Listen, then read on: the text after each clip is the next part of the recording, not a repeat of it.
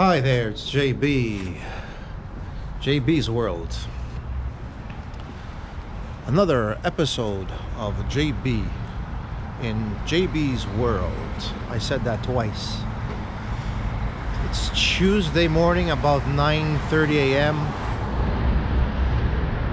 And the weather today, as you can see, is not the greatest. If I say the greatest, that's like an understatement. Understatement? So, I'm very disappointed in this weather. I'm not happy. It's the 2nd of June. June the 2nd. It's beginning to rain right now, actually. Say hello to the driveway mirror, the car mirror. We use this thing to check out the traffic, to see if cars are coming, to see if pedestrians are coming. It's a good thing to have. You want to see what's going on the road before you join the traffic. So the other day I tried to open the garage door with my electronic key, but it wouldn't work. So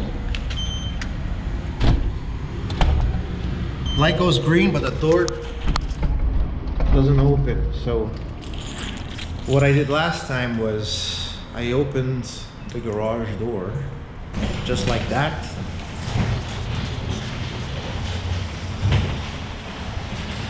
The door's not unlocking. I don't know what's going on. Some mechanical problem. Technical problem, technical issue. I don't know what it is. And about 24 hours ago, yesterday morning, hence 24 hours ago, I went to check out a used car. It was a white Mercedes-Benz C230 with a 6-speed manual transmission, engine, 6-cylinder engine, V6 in the V shape,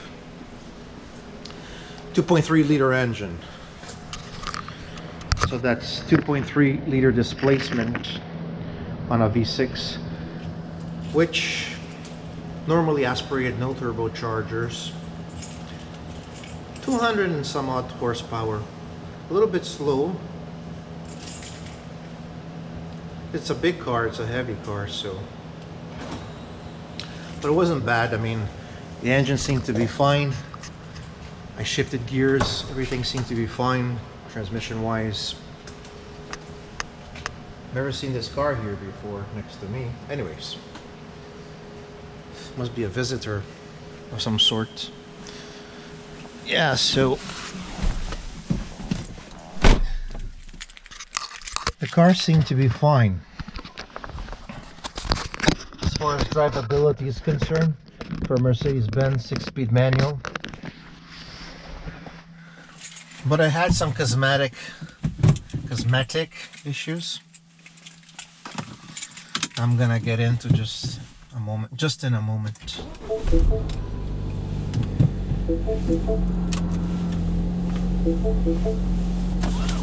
I was gonna place the GoPro on the outside of the car to film the road, but I've done that like a gazillion times already. I feel like making the same type of video over and over again.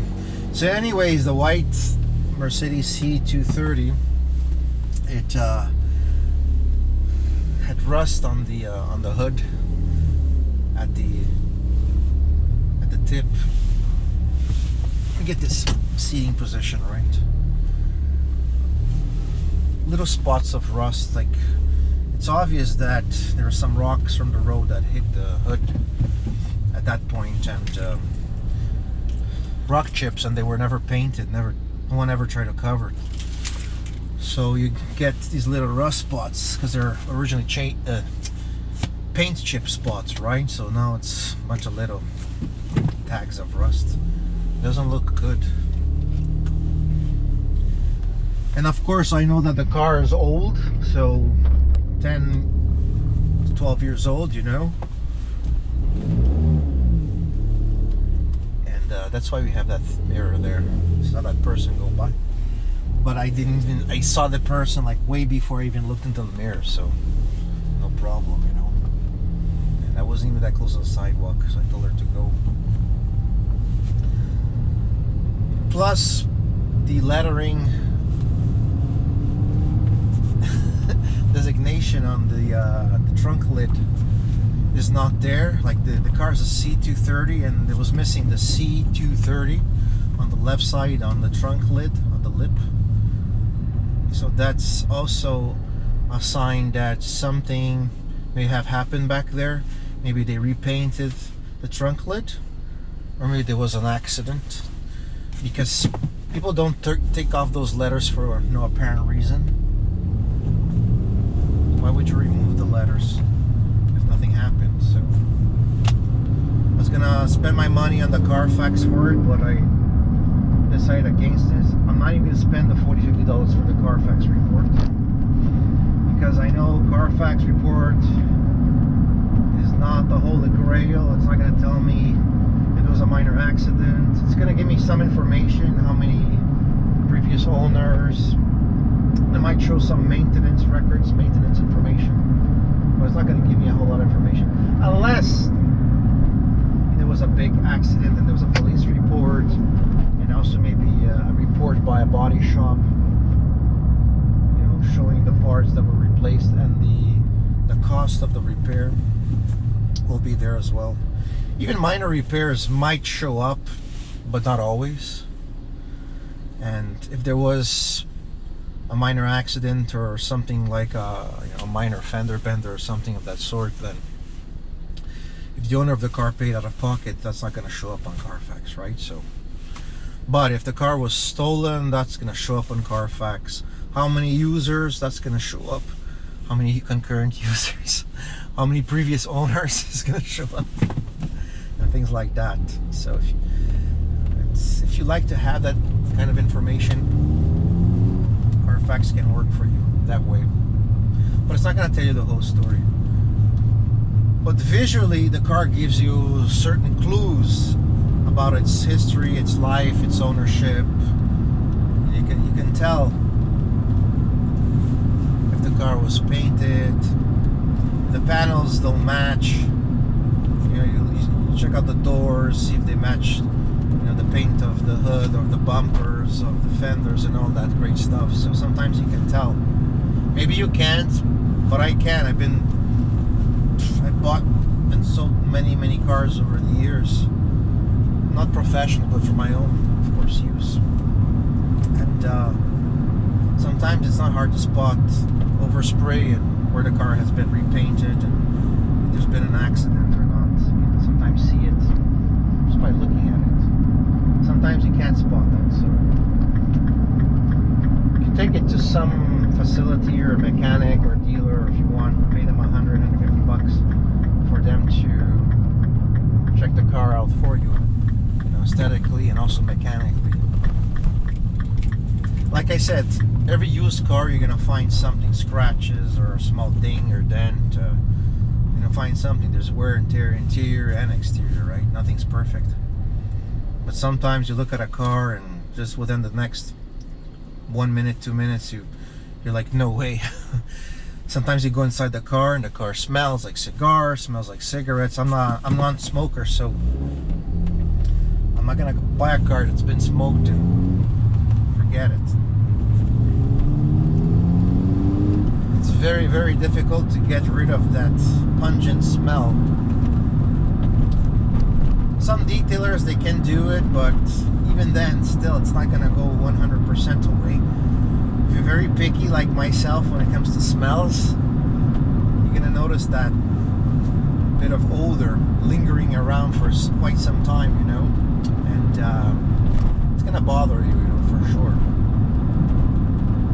So somebody just pulled up next to me here. I think they thought they're gonna pass me on the right, but then there were parked cars, so I guess they changed their mind, and then they came up right up my bumper as well. So anyways, so that pretty much sums that experience.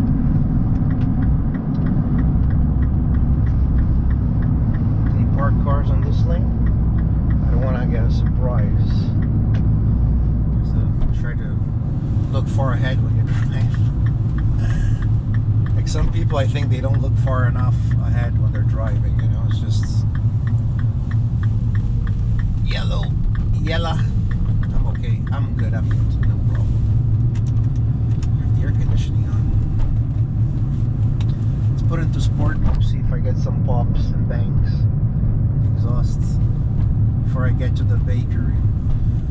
So I'm pretty much at this present juncture, I'm going to write that off. I'm not going to consider that car anymore, even though I would really like to have a Mercedes C-Class with a manual transmission, just like the Mini.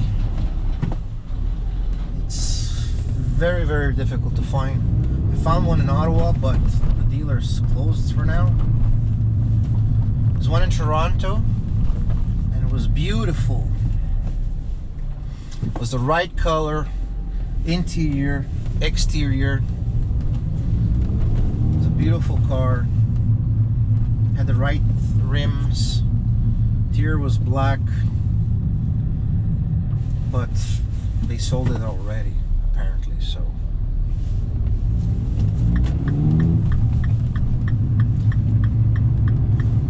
rather quickly. I would have gone to Toronto to check it out and to buy it, you know. Maybe I'll go to Ottawa to check this other one. Who knows? If I feel like it, I just might do it. Can't find much of manual transmission cars here in Montreal when it comes to Mercedes and things like that. So, you know, what are you gonna do?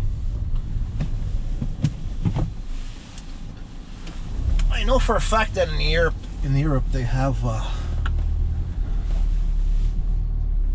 lot of manual transmission vehicles, especially when it comes to luxury cars. Mercedes, I know they have a few. They might even still be making for European countries a stick shift. But for North America as a whole, Canada, United States, they're not going to stop making them. They're going to stop producing for BMW as well, Mercedes, Audi. Pretty soon it's going to be completely phased out the manual transmission. So I hate automatics, so can't see myself driving automatic. Anyways, that car's written off. I'm not going to pursue. I'm not buying a Carfax for it. Probably had an accident or accidents, rust on the hood, those specks of rust and things of that nature. I think they even tried to cover some of the rust with not even paint. I think they tried to use like whiteout on the center part of the hood. Like whiteout, you know, whiteout that you put on your mistakes on paper, like when back in high school you used to use whiteout. Anywho, thanks for watching my long-winded video. I might try to make another video later today, if it's not raining, with my radio control car Latrax from Traxxas, the 118 scale that I just bought last week, the one that I made an unboxing video with. And the one, I've made two videos with it running. One that I filmed from the outside with the shell on, with the body on, in a parking lot of the building. And the other video that I made, I placed this GoPro on the front bumper without the shell, without the body. So if the weather allows, I'll try to make a video this afternoon. If not, I'll have to wait until tomorrow. I'll just wait for a sunny, doesn't have to be a hot day, but a sunny, dry day to make another video with the Latrax. I'll try to place the camera somewhere that will capture it in a better angle. Maybe I'll put some zoom to it. I know that I should get an actual camera, you know, for making YouTube videos. This is just the GoPro, and it's not, it's okay, it's an action camera, but it's limited. You only can do so much, and there's the zoom is only works so far, and there's only X amount of things you can do with it. But we'll see. Time and money will tell. Thanks for watching. Leave a you know, some kind of a comment below if you like, or give a thumbs up to my video or my videos. Thanks. Bye bye.